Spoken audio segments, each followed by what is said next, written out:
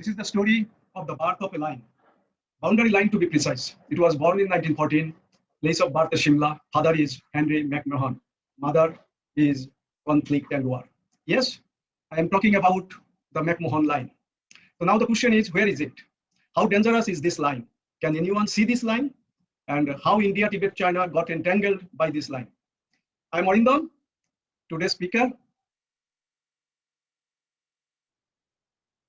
And let's see what's happening on this line.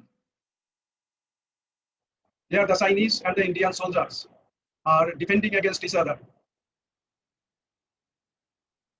This is not a one-off event. It is going on for years, almost every day.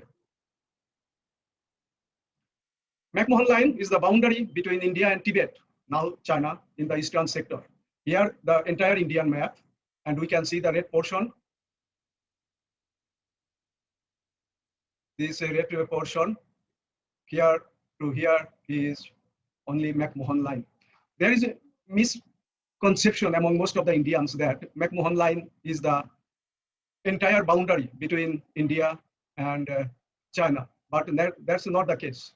It is only the McMahon portion of McMahon Line. Now I have placed here the map showing the entire India-China boundary. Here, this portion on the eastern part,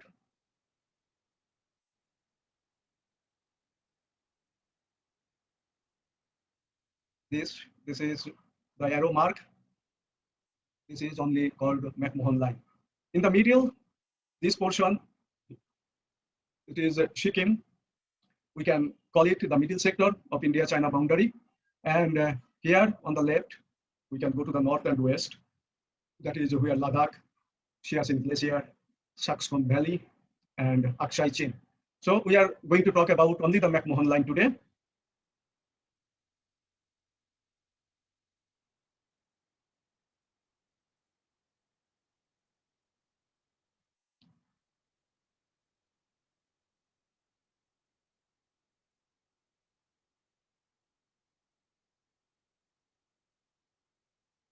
This McMahon Line extends for around 890 kilometers from Bhutan in the west to the Dipu Pass bordering Myanmar, Burma in the east. And here it will be further clear the position of McMahon Line. This is our Arunachal Pradesh, and it is China is claiming the entire Arunachal Pradesh. They call it as Southern Tibet. And on the northern side, Srinagar, Jammu Kashmir. And as I have already told, the areas of Aksai Chin, it is now presently held by India, held by China, claimed by India. And aerial view, we can have a look. How does it look? This is our Tawang. Tawang is very important. We will come to that later. And it is all mountains. There is no line. I had an opportunity to go on the line on several occasions, on line of duty, but I couldn't see any line there. Line was my perception. The day I felt good, my Jawans felt better, I went ahead by a kilometer. And if there was no Chinese, 1 more kilometer ahead. That was the thing going on, not only with us, it was with the Chinese also. When we were not there, Chinese used to come and they left their markings, what we did in our previous recce. Now we are coming to McMahon, Mr. McMahon. Who is this McMahon? Who drew this line? Who was he actually? His full name is Lieutenant Colonel Sir Vincent Arthur Henry McMahon. And see his number of honors he received throughout his life. And only 1 or 2, I can expand it here. Here it is first GCMG, that is Grand Cross of St. Michael and George. Second one, Grand Cross of Victoria Order. Third one is Knight Commander of Indian Empire. And the fourth one, Commander of State of India.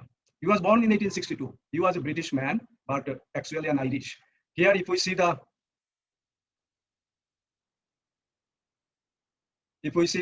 British map, we see first this is English, Wales, Scotland, and Republic of Ireland. At that time, Ireland was one. Now the Northern and Southern Ireland is there. He was an Englishman. Though he was basically a soldier, but he also served as the diplomat in Egypt and in Baluchistan. He joined Indian Army in 1888 at the age of 26. So now what was important here for him in 1914, he called the Tibetan representatives to Shimla. Why he called, that is very important. Because in 1913, Tibet declared independence. And there was a reason for this, why Tibet declared independence. In 1911, Qing dynasty of China had a downfall. And Tibet naturally always wanted to be out of the Chinese control. So they declared independence in 1913. So as an independent state, Tibet was invited by the British India in Shimla in 1914. And here one thing is there. Here Mr. Aisin Jairo Pui, he was the last king of Qing dynasty. And there is a Hollywood movie also named The Last Emperor. He has a very interesting story of life. He became emperor of China at the age of 2. Then several times he was deposed and reinstated. And finally, there was criminal case also, that is war crime was also brought against him when Chinese Communist Party came to power. So in 1914, what happened in Shimla?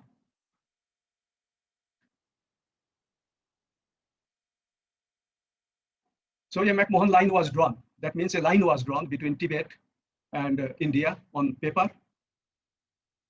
And we can see the lines here, the original lines, how these were drawn. I am not a cartologist, so I cannot explain much, but these are the original lines taken from the archives. And based on these lines, the McMahon line was drawn. That is the boundary line between Tibet and British India. So from Tibetan side, it was Longchen Satara, Chinese side, it was Ivan Chen, and of course, from British India side, it was Henry McMahon. The date was 24th March, 1914.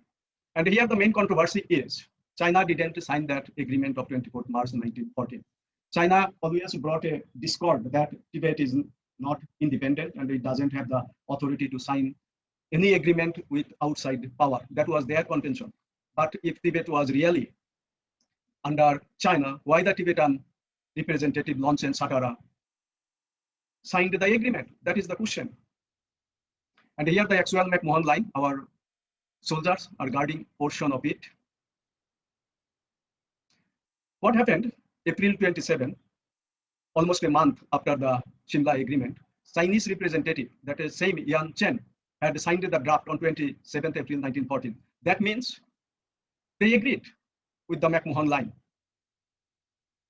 But all problems started in 1949 when Chinese Communist Party came to power. They immediately declared, we want to get Tibet.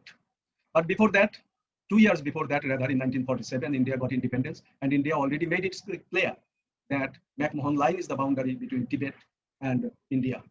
And India decisively asserted its authority of the Tawang district, that is main town of Arunachal Pradesh. China didn't stop only by declaring that they will take Tibet. Immediately, very next year, that is in 1950, they sent their army, that is People's Liberation Army, to Tibet. That is, they invaded Tibet. And at that time, Dalai Lama government was there, and reduced the Dalai Lama government to a mere subsidiary. But that not the entire story. After 9 years, again in 1959, China overthrown Tibetan government, that means government of Dalai Lama. And as a result, Dalai Lama fled to Tibet for India in 1959.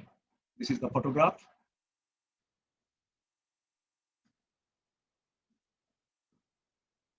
And here you can see this entire road, the road taken by Dalai Lama to enter into India.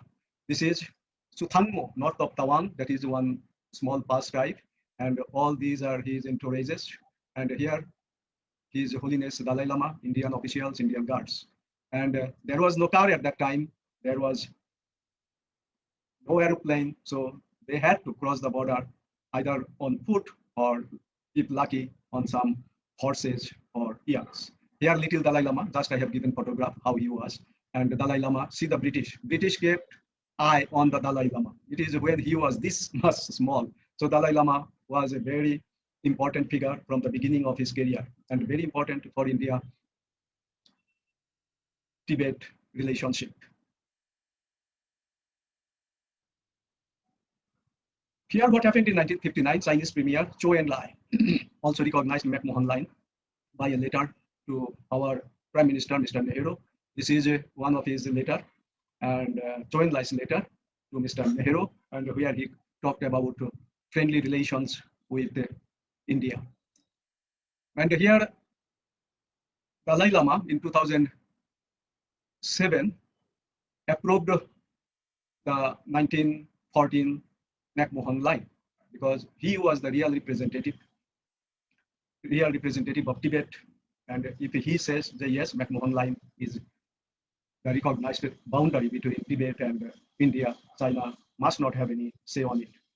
Not only that, Dalai Lama, very next year, again in 2008, he recognized the entire Arunachal Pradesh as a part of India. That is a very important statement or declarations. Here you can see 14th Dalai Lama. Here Dalai means ocean and Lama means the monk or guru in Sanskrit. China, after that, refused to recognize McMahon Line with India. Though China in 1960 recognized the Burmese portion of McMahon Line. Why the Burma coming into picture? Because in 1914, when British signed the agreement with Tibet, Burma was also part of British rule. So when they have drawn the boundary with Indian portion, they drew the boundary with Burma portion also. So China recognized McMahon Line with Burma, but kept the controversy alive with India. And as a result, there was 1962 war, we know. Little bit I will talk about the 62 war after some time. This is Chinese hypocrisy to keep the problem boiling. Here I go a little bit on the Tawang sector. Here we see the Bum La Pass. Here, that is Bum La Pass. It is just 37 kilometers from Tawang and 43 kilometers from Kona. They call it in Tibet, they call it Song Dijong or Jong, whatever it is, the pronunciation. And here is Tawang and here is Bum La Pass. Important thing is, through this Bum La Pass, His Holiness Dalai Lama entered India. And this Bum La Pass is at a height of 15,200 feet, almost 4 kilometers high from the sea level.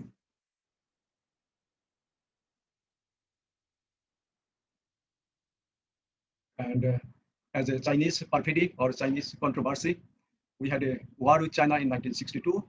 India lost, China won. Again, the conflict was there in 1967. In this war, China lost, India won. Then Duklam crisis, not very old, 3 years old only. We all know what happened there. There was a standoff between India and China. And as a result, though, I clearly should say it was a tactical win for India, but a strategic defeat for India, because China, what we hear now from different reports, that China, what they wanted in 2017 to make a road, they have already done that. And very recently, in June 15th, 2020, what happened in Galwan Valley, we all know. And 20 of our soldiers murdered and innumerable Chinese soldiers. So I hope you have loved this video, and thank you. Jai Hind.